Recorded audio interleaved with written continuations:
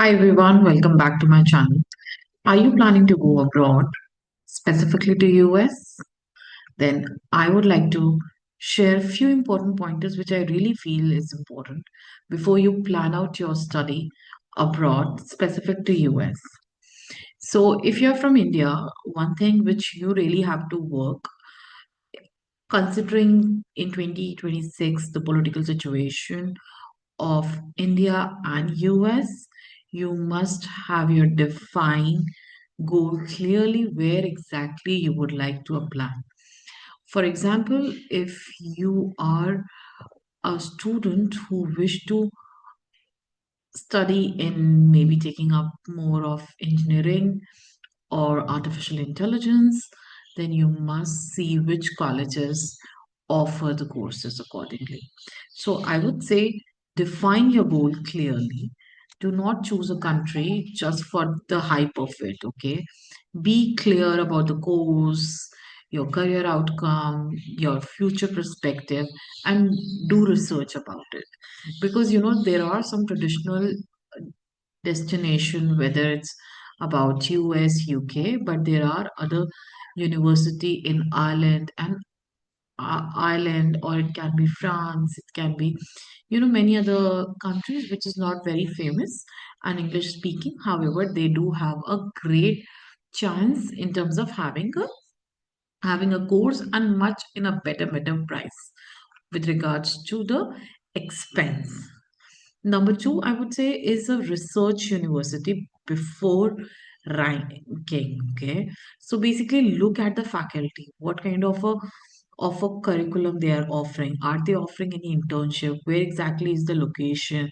And what do alumni of that particular university says? And then also understand the third point, which is very important, is understand the total cost of your program. For example, not just the tuition fee, which also includes your living expense, insurances, visa fees, currency. Of course, the currency can be different, in terms of the fluctuations. And then also have an emergency fund, because if you are going to the country, so you must have an emergency fund requirement also. Check visa rules and post study work options. If you're looking for a post study work option, you must have uh, a valid visa, because in some countries it doesn't allow a post work. So make sure if you're looking for something, then the visa should be valid. So basically, work right during the study and after graduation matters a lot for a long term plan if you have. Also prepare, the fifth point would be also prepare for a standardized test early. Whether it's IELTS, TOEFL, GMAT, need planning. So retaking of the cost, time, and money would not make much of sense. Rather, focus on these exams beforehand and work it out. I would also like to talk about that, plan your finances and the scholarship smartly. Because if you're looking for loans, make sure that, you should have a plan how you're going to repay. And also, if you're looking, because if you're doing some kind of a part-time work or you have a support of the scholarship, that would be really helpful in terms of your tenure while you're studying abroad. Then also be aware of agents and the shortcuts. It doesn't happen that way. So if it sounds guaranteed or too easy, it's already a red flag, let me tell you from my experience, because it's not that easy. It's not that, no one can guarantee your admission, until you make it. So make sure that you don't get into that trap. I would highly suggest that you talk to the current student there. Of course, every university have their Insta, their social media page. You can get connected with the students who are already there on the program, and also try and get connected with the alumni there. because they will be the best people to talk and give you a real rating about the course, about the university, and can also help you understand the real cost of, you will have, and the living you're going to have. So and they will be able to give you more kind of an orientation, I would say.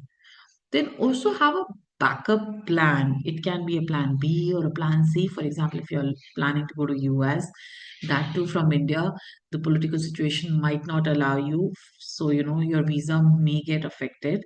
So it is always better that you also apply for different university abroad so that it doesn't have a mental or an emotional toll on you. And I would also say that, it can be my last point, but highly important that work on your profile. So not just your application.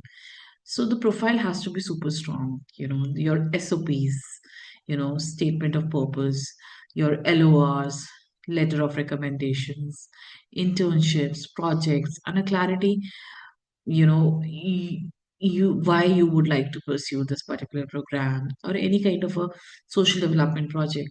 These things do add a lot on a student profile. So if you have any of such thing, please make sure that you do mention wherever you get a chance, whether it's an interaction or mentioning in the SOPs.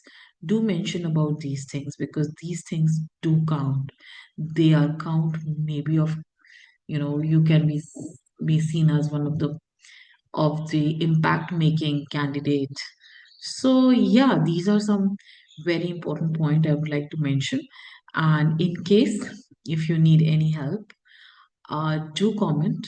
I would be happy to help and share my experience with you. In the meantime, keep applying, look forward for more of opportunity, and let's try and educate everyone around. All the very best. Bye bye.